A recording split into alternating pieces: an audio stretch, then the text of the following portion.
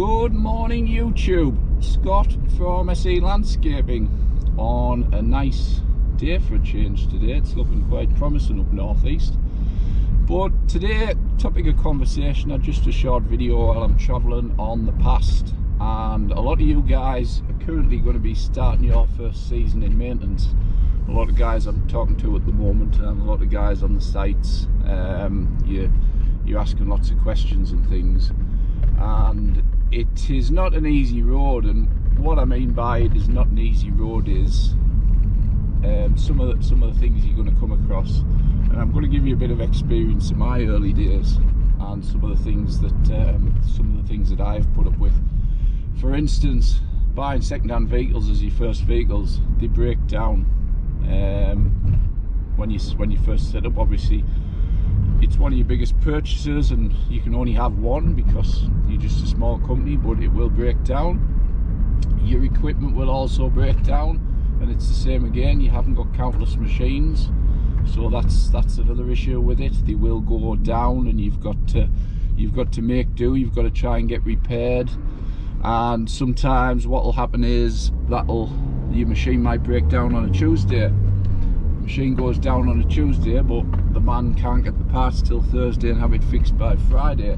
What that means is you're going out Saturday and Sunday, you're using your weekend to go out and do catch up, basically, to catch up on the work that you've missed on the other days. So basically your home life's swapped around, and you've got to factor that in, that yes, I don't know, you could have a partner who works the weekends or something like that, so you possibly have to find childcare to cover that.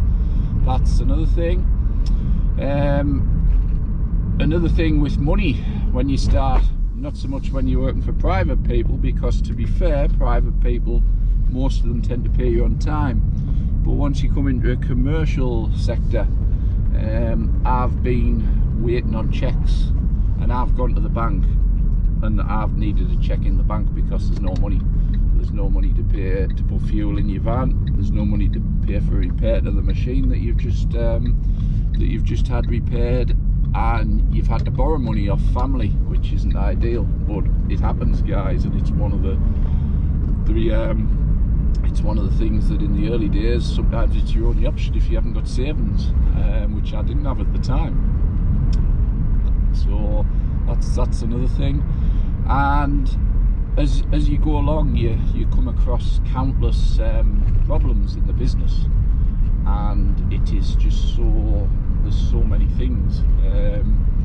What that also does is it means that you're not contributing to the household, and it means things are tight in the household. And I don't mind saying that I've had to skip bills in the house in the past to build a business, and it's been tricky. And at times, yes, you felt like wrapping in and go and getting a job, because you haven't got a steady income of cash.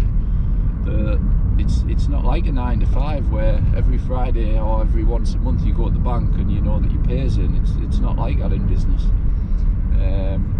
You've just got to be prepared to sacrifice a lot, and like I say, a lot of that is the fact that in the early days you won't have money. And you won't have new things and reliable things, and you need to put up with using junk, or from time to time go and hiring things just to get you through from a hire shop, which is an extra cost that you haven't budgeted for.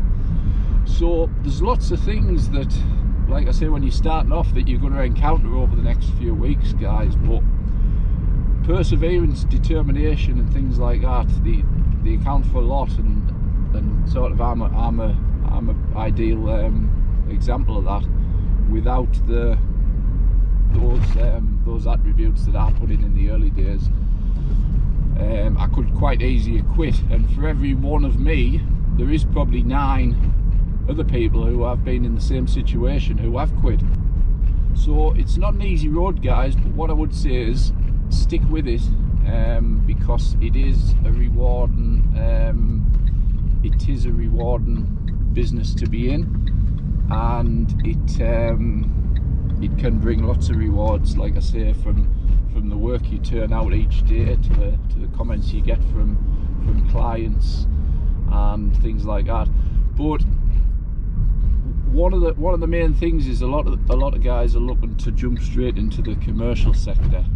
What I would say is build a business on private work initially, because the private work, as I said earlier, you're going to get paid on time, you're going to get paid quickly, and you're going to be able to build that up quickly. Whereas the commercial, you're not going to get the money in quick. And if you say spend 2 days a week on a commercial client, that potentially, if they don't pay you on time, is a good chunk of your weekly money that you're not getting straight back in. And the problem there is that's going to impact on the money you put into your household. It's also a good impact on you going getting your fuel each week and things like that, like I discussed earlier. So just make the right choices, guys. We all make mistakes, but in this trade now, if you guys can learn off the likes of me and a few other people who are dishing out advice at the moment, then potentially that will help you as a business, and it will help you going forward. So best of luck to anybody watching this who's in the first season. And like I've said before, just have some faith. Little steps, no giant steps early. Yes, someone might come to you and say, oh, I've got this massive contract, do you want to do it? The answer, the question is, have you got the money, the backup to do it? Have you got the equipment to do it and everything like that? If not, although it's a good job, it's maybe not the right time for that job at the moment. And the good news is those jobs will come up in the future, even though you may think they won't. So stick at it, guys. Have a good season, and we will see you on the next one.